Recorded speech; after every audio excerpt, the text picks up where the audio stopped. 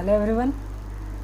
चलो आज का क्लास शुरू करते हैं, है ना। तो आज का क्लास है प्रॉफिट एंड लॉस। ठीक है। जैसे कि हम लोग प्रॉफिट एंड लॉस बचपन से सुनते आ रहे हैं, 6, 7, 8, 9 क्लास में हम लोग पहले भी पढ़ चुके हैं। ठीक है। तो उस पहले जो हम लोग प्रॉफिट लॉस देखे हैं वो एक पूरा फार्मूला बेस्ड था। ठीक है। हम लोग फार्मूला में कुछ वैल्यू पुट करते थे, इक्वेशन सॉल्व करते थे। ठीक। लेकिन अब यहाँ पे जो हम लोग प्रॉफिट लॉस पढ़ेंगे ये पूरा अलग डायमेंशन होगा। ठीक है। मतलब है तो प्रॉफिट लॉस ही, लेकिन हम लोग इसको अलग तरीके से देखेंगे कि एक एप्टीट्यूड का क्वेश्चन को कैसे हम लोग को सॉल्व करना है। हाँ,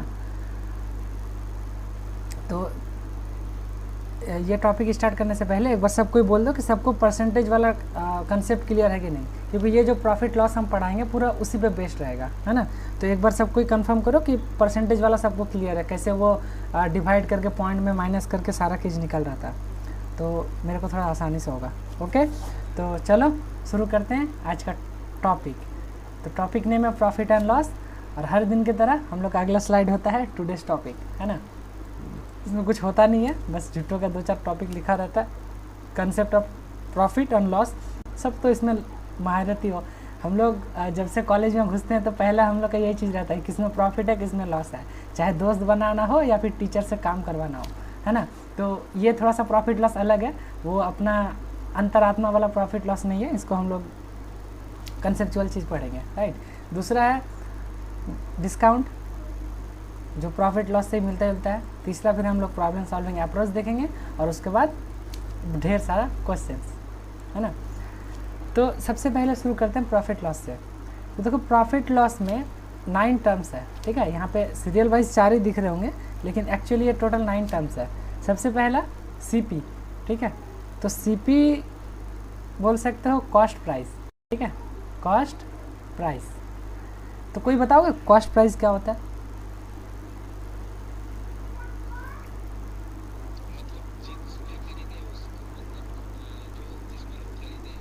अच्छा, वो कॉस्ट प्राइस। ठीक है, तुम एक मान लो एक पेन खरीदते हो। ठीक है, तुम एक पेन खरीदते हो कॉलेज में लिखने के लिए, तो वो क्या है? Cost price.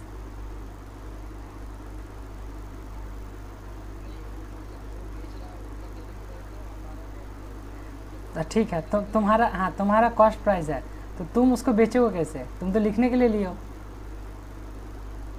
तो कॉस्ट प्राइस कहीं ना कहीं एक रिलेटिव टर्म है। कॉस्ट प्राइस हम लोग किसके लिए डिफाइन कर सकते हैं? ट्रेडर, बायर, या फिर जो बिजनेसमैन होता है ना। तो एक बिजनेसमैन, या फिर सिंपली तुम कॉस्ट प्राइस को क्या बोल सकते हो? इन्वेस्टमेंट। क्या? इन्वेस्टमेंट। ये टर्म एकदम याद रखो। इन्वेस्टमेंट जहाँ होगा वो मेरा क्या है? कॉस्ट प्राइस है। हम लोग मान लो कोई कंपनी खोल रहे हैं, ठीक है, तो वहाँ पे हम लोग कुछ पैसा लगा के कुछ मशीन खरीद रहे हैं, बना रहे हैं, तो वहाँ पे हम लोग क्या करते हैं? इन्वेस्टमेंट करते हैं, तो उससे रिटर्न मिलता है, वो हम लोग का प्रॉफिट होता है ना। तो कहीं ना कहीं जो रिटर्न है वो किस पे आता है? सेलिंग प्राइस पे। और जो इन्वेस्टमेंट है वो क्या है? कॉस्ट प्राइस है। तो जहाँ पर इन्वेस्टमेंट दिखे उसको हम लोग क्या समझेंगे? कॉस्ट प्राइस, है ना। तो कॉस्ट प्राइस ये मतलब नहीं, हमेशा ये नहीं समझना है कि कॉस्ट प्राइस जो है खरीदने वाला जो अमाउंट है वो नहीं है, जो इन्वेस्टमेंट भी है वो भी हमारा क्या है? कॉस्ट प्राइस है ना। नेक्स्ट है selling price. SP means selling price. ठीक है, तो सेलिंग प्राइस फिर आप किसको बोल सकते हैं? एक सिंपल भाषा में बताओगे? जैसे सीपी के लिए इन्वेस्टमेंट हुआ, वैसे सेलिंग प्राइस के लिए क्या होगा? सिंपल भाषा में कोई बताओगे?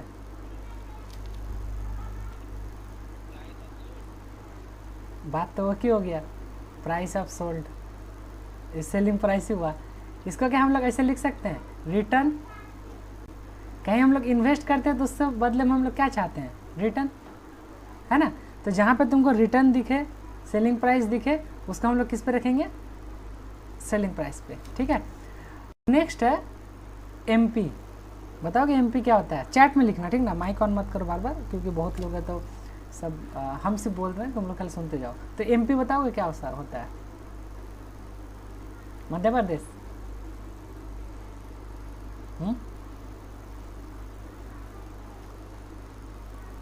Printed price. अच्छा, एमपी है ना, मैन्युफैक्चर प्राइस, मार्क प्राइस। हाँ, तो एमपी है मार्क प्राइस। ठीक है, तो देखो मार्क प्राइस क्या होता है? देखो एक हम लोग सुनते हैं एमआरपी। एमआरपी सुनते हो ना? तो वो तो होता है मैक्सिमम रिटेल प्राइस, लेकिन मैक्सिमम रिटेल प्राइस एमपी नहीं है, एमपी है मार्क प्राइस। जैसे तुम बड़ा बड़ा जब शॉपिंग कम्प्लेक्स में जाओगे या फिर मार्केट दुकान में जाओगे तो वहाँ पे तुमको क्या दिखेगा, एक प्राइस टैग होता है, ठीक है, उसमें प्राइस टैग में एक दाम लिखा रहता है ₹500। लेकिन फिर जैसे तुम बिलिंग कराने जाते हो तो वहाँ पे उस दुकान का नियम होता है फिक्स्ड 20% डिस्काउंट। तो एक मार्क प्राइस होता है, उस पर क्या होता है, डिस्काउंट होता है। तो फिर जाके तुमको कौन सा प्राइस मिलता है, सेलिंग प्राइस। तो अंतर समझो, मार्क प्राइस होता है एक ऐसा प्राइस जो प्राइस टैग या फिर लेबल प्राइस एक प्रोडक्ट पे लिखा रहता है, ठीक है। तो जब भी डिस्काउंट एप्लीकेबल होता है, डिस्काउंट किस पे एप्लीकेबल होता है, डिस्काउंट ऑलवेज एप्लीकेबल होता है मार्क प्राइस पे। और मार्क प्राइस पे जैसे डिस्काउंट अप्लाई कर दोगे तो वहाँ से हमको कौन सा प्राइस मिल जाएगा, सेलिंग प्राइस।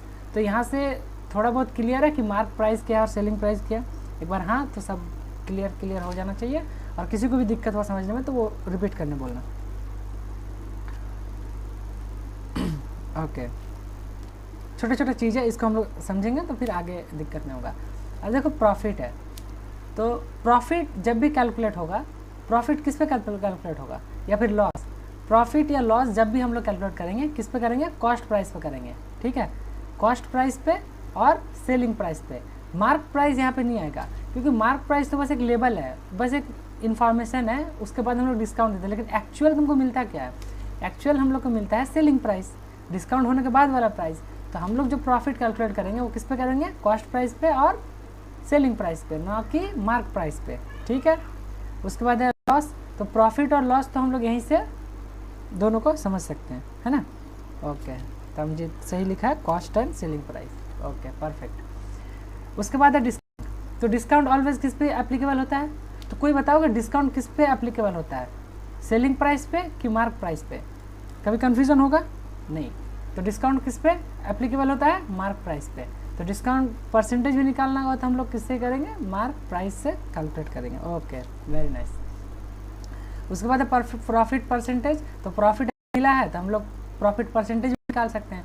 तो प्रॉफिट परसेंटेज को हम लोग कैसे निकालते हैं, बचपन से हम लोग सुनते आ रहे हैं, है ना। तो यहाँ पे बस दो नाम देख लो, प्रॉफिट परसेंटेज और लॉस परसेंटेज, ठीक है। ये हम लोग कैसे कैलकुलेट करेंगे, प्रॉफिट और लॉस जो निकला उसके हिसाब से फिर हम लोग कॉस्ट प्राइस से इसको कंपेयर करके इसका प्रॉफिट और लॉस को निकालेंगे। लेकिन हम लोग फार्मूला यहाँ पे एक बार भी देखेंगे नहीं, बस एक बार खाली फार्मूला का एक बार झलक देख लेते हैं ताकि अपना बचपन याद आ जाए। बाकी यहाँ पे बचपन वाला मोह माया में नहीं जाना है, ठीक है। तो ये जो 9 टर्म्स है सबको क्लियर है, हाँ बोलो,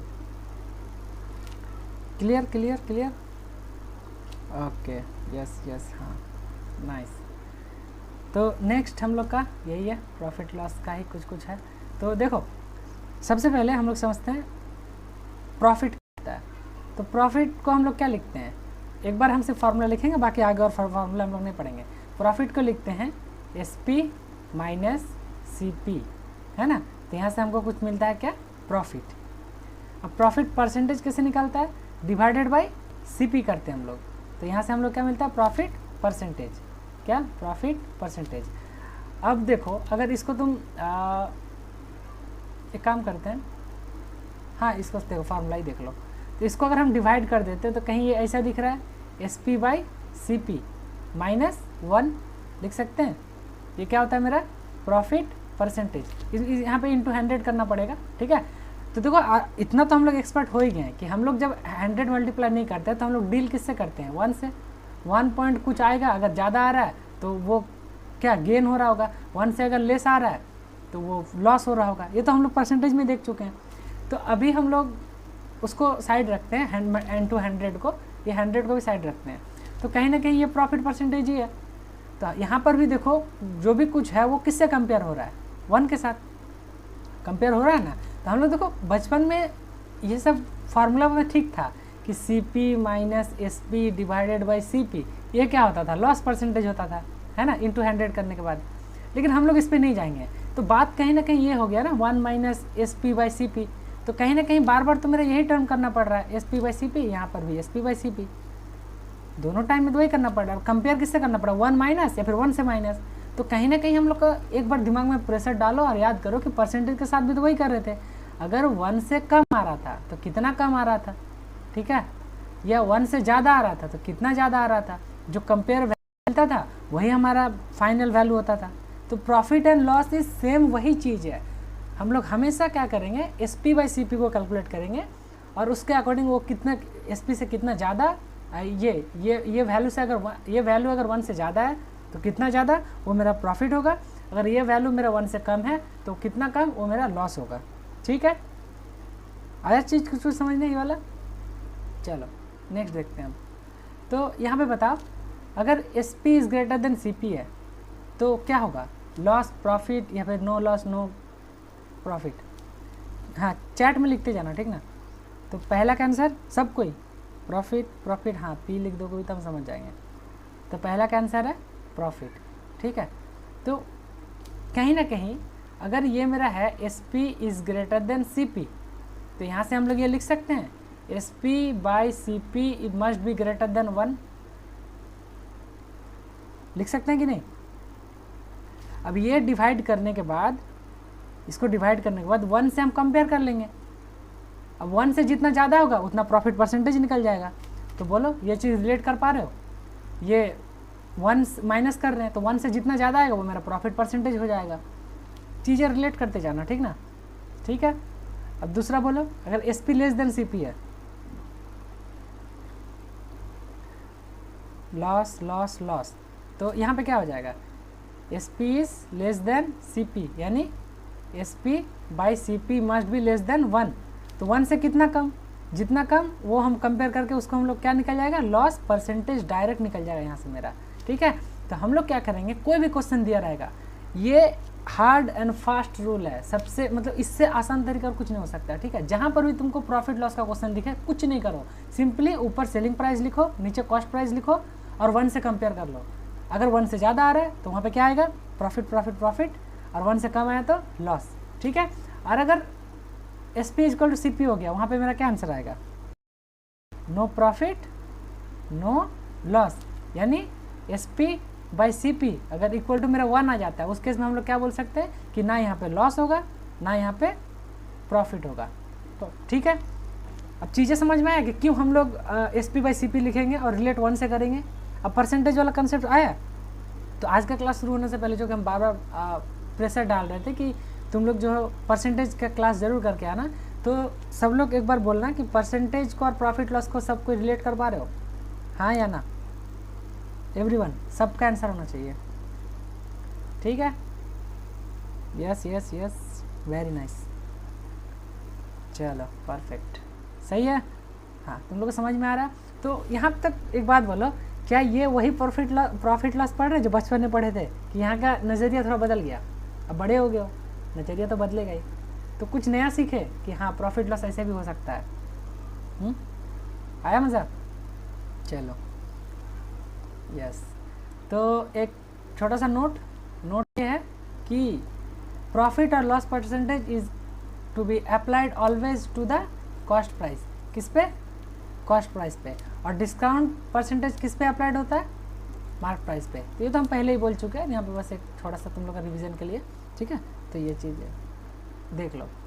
तुम लोग नोट्स बना रहे हो या फिर मेरा पीपीटी के बारे से पढ़े हो कि वो भैया तो नोट्स देते ही वहाँ से कर लेंगे, बताओ तो। सब यार नोट्स बना लो। ये नोट्स ना तुमको हम आज भी फिर बता रहे, जब तक नौकरी नहीं लग जाएगा, जब तक या फिर गेट करो गेट ना निकल जाए, तब तक ना ये काम आते रहेगा। और ये चीज़ ऐसा है ना कि तुम ट्रेन में जा रहे हो, कोलकाता जाना है एग्ज़ाम देने, रास्ते में देखते थे ना, अगर खुद का नोट बना हुआ तो पलटते देख लोगे, पीडीएफ खोल के उसको ओपन करके उससे रिवाइज करना नहीं होगा। उतना अगर होता तो फिर आज सब कोई पढ़ ही लेता है ना। तो थोड़ा सा मेहनत करो इन द सेंस लिखो, अपने हाथों से लिखा हुआ चीज़ ज़्यादा समझ में आता है। ठीक है, तो एक छोटा सा क्वेश्चन दिया जाए, जो लोग भी परसेंटेज का मतलब परसेंटेज वाला क्लास करके आए हो वो लोग के लिए। अच्छा वेट, लिखना है क्या, अब बोल दे लिखने का, तो लिखने का आता है। ठीक है, तो देखते हैं सबसे पहले आंसर किसका आता है। रेडी,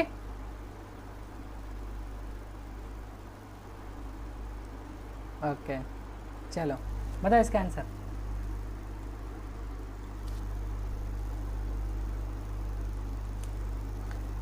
हम रोज़ भूल जाते हैं, हमको टाइमर ला के रखना पड़ेगा। हम 60 सेकंड से ज़्यादा क्वेश्चन में देंगे नहीं, और टफ होगा तो 120 सेकंड, तो एक टाइमर लेके बैठना पड़ेगा।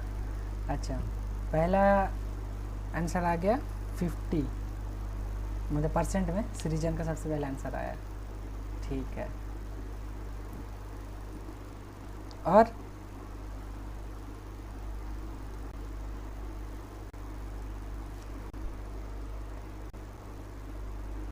किसी का? यार ये तो बचपन में पढ़े थे ना, अभी नाम तो सुनकर उसे लग रहा होगा कि यार ये सब तो बचपन में पढ़ चुके हैं, लेकिन बचपन वाला यहाँ पे थोड़ा सा अंतर है ना।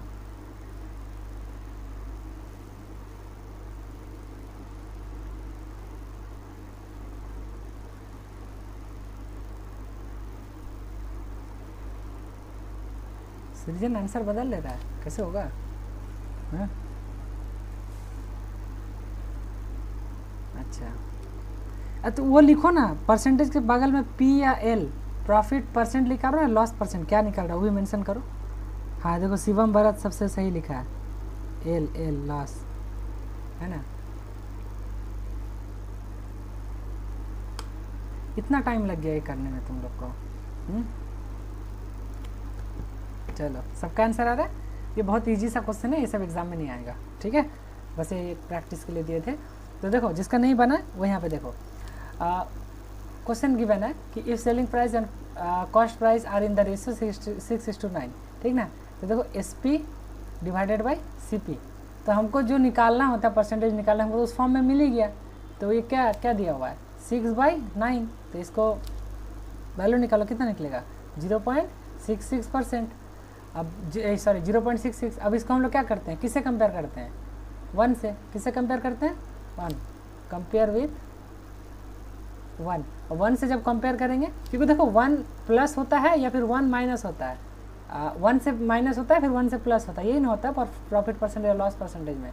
तो अगर 1 से कम है तो सबसे पहला डिसीजन, अगर 1 से कम है, if less than 1 means loss, ठीक है, और इफ ग्रेटर देन